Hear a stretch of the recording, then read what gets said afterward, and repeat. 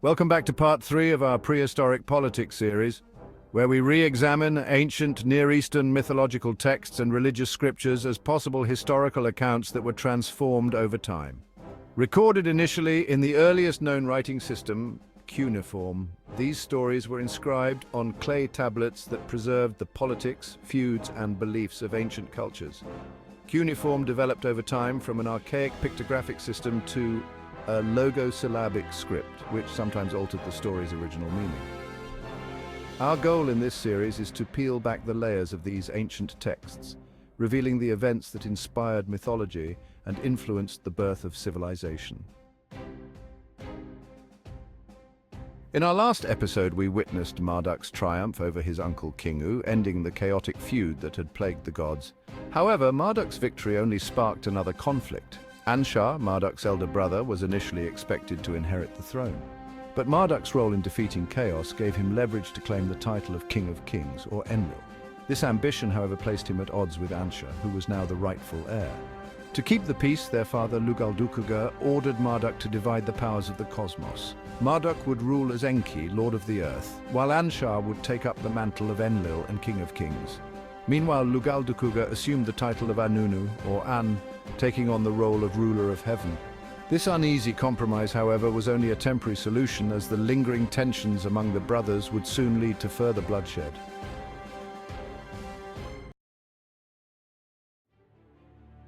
The newly formed trinity, though a symbol of unity, soon fell victim to familiar strains. Lugal-Dukuga, Anshar, and Marduk each wielded different aspects of divine authority, dividing the royal insignia between themselves. Lugal-Dukuga ruled from the mountain of heaven, seated atop a towering ziggurat that symbolized his supremacy. From this high place, he governed the central region of the cradle of civilization, overseeing the world from the clouds. Anshar, bestowed with the title of Enlil, was given the Tablet of Destinies, or Emes, a powerful collection of Copper Age laws and social constructs that allowed him to govern from his heavenly palace. Marduk, as Enki, remained in Eridu, where he ruled the earthly realm and maintained control over the waters. This hierarchical division reflected the Mesopotamian understanding of the universe, the heavens governed by Enlil, the earth and waters controlled by Enki, and the divine order preserved by Anu. However, these gods, like the mortals who worshipped them, were subject to the same rivalries, ambitions, and jealousies. With the gods of chaos defeated, the internal struggles among the divine rulers intensified, creating a rift in this newly formed trinity. Neighboring cities opposed Marduk's authority in Eridu, and Anshar's mistrust of his brother led to strained relations that would ultimately drive the brothers apart, plunging the heavens back into turmoil.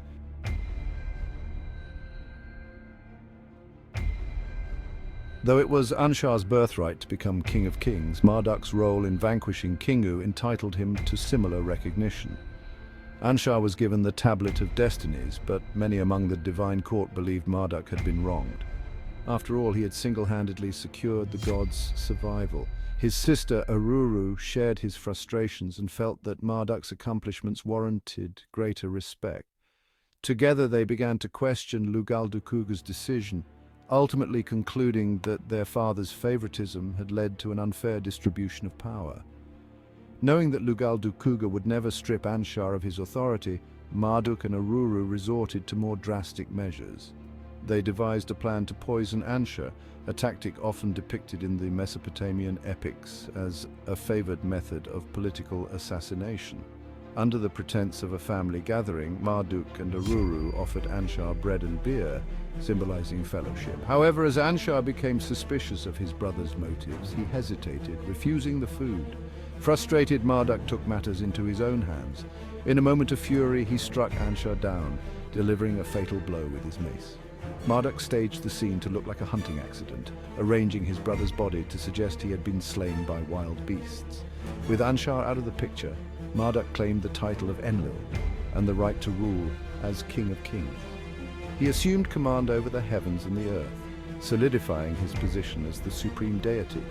Yet, his actions would not go unchallenged, as the consequences of this fratricide would haunt him for years to come.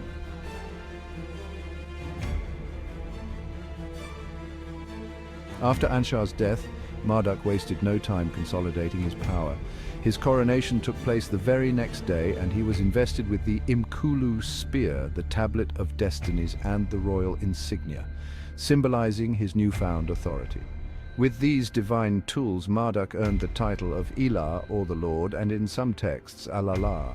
He took Anshar's young son, Anum, into his household, raising him as his own to solidify alliances and secure his legacy. With order established in the heavens, Marduk turned his attention to the earthly realm. He decreed that all rulers would bow to him, ensuring that the lands surrounding Eridu submitted to his rule. This unification of Sumer, Elam, Subatu, and Amuru formed the four corners of the universe, a concept that would endure as a symbol of cosmic establishment. Marduk's governance of these regions created a sense of stability in the ancient world, enabling him to construct the great temples and cities that would define civilization. His first ambitious project was the Temple of Heaven, a towering structure which sat atop the Anu Ziggurat, symbolizing Marduk's ascendance as the ruler of all creation. From here, he surveyed his realm, envisioning a world where rivers were tamed, marshlands were transformed, and the earth flourished under his command. In Uruk and in other key locations, he ordered a series of dams to be created, similar to those his father had constructed in Eridu, which dried the marshes and made way for fertile lands that would become known as the Garden of Eden. These feats of engineering underscored his role as both creator and sustainer, transforming the natural world to reflect divine order.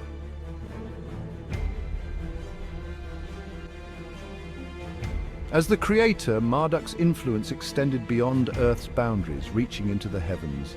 He mapped the stars, assigning constellations and celestial bodies to his loyal followers. Marduk introduced a 12-month calendar based on the zodiac, aligning the seasons with celestial cycles to ensure a harmonious passage of time. Each month was associated with a different deity, reinforcing the connection between the heavens and the earth. To oversee his creation, Marduk established the order of the Apkallu, or sages, wise figures who served as intermediaries between the gods and humanity. The first Apkallu was Adapa, a figure often identified with the biblical Adam. Adapa tended to the Garden of Eden, preparing food, cultivating plants, and caring for the holy waters of Eridu. In later texts, Adapa's story evolved, portraying him as the first human to gain divine knowledge, a theme that would resonate throughout history.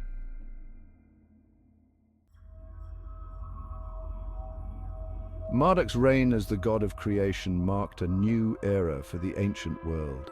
His feats of engineering, his mastery over the heavens, and his ability to bring order to the chaos made him a revered figure. Yet even he could not escape the consequences of his actions. The young Anum, driven by a desire to avenge his father, began to plan a revolt that would challenge Marduk's authority and threaten the stability of the very world he had built. As Anum matured, he became the symbol of rebellion, a reminder that no ruler could rest easy. Marduk's achievements laid the foundation for civilization, but the ever-present threat of vengeance loomed over him, a testament to the enduring power of the blood feud. Thus, the cycle of divine rivalry and mortal ambition continued, shaping the destiny of gods and men alike. This concludes part 3 of the Prehistoric Politics series. Thank you for joining us on this journey through the ancient past. If you enjoyed this exploration, don't forget to like, subscribe, and share with others who are fascinated by the origins of our beliefs and histories.